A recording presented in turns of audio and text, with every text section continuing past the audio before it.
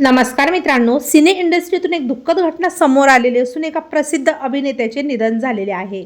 25 जुलै रोजी त्यांचं निधन झालं असून वयाच्या 46व्या वर्षी त्यांनी अखेरचा श्वास घेतला.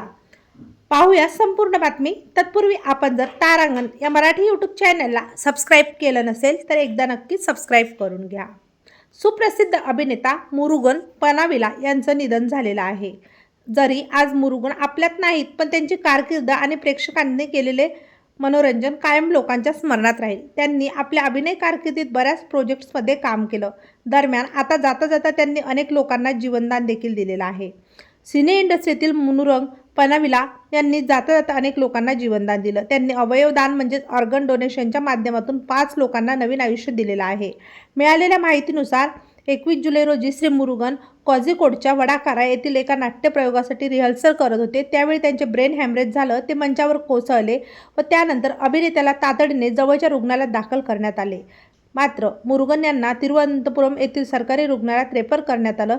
तिथे डॉक्टरांच्या एका टीमने त्यांच्यावर उपचार केला, पण बरेच प्रयत्न करूनही मुरुगन पनविला यांना वाचवू शकले नाही. अखेर 25 जुलै रोजी दुपारच्या सुमारास त्यांचे निधन झाले.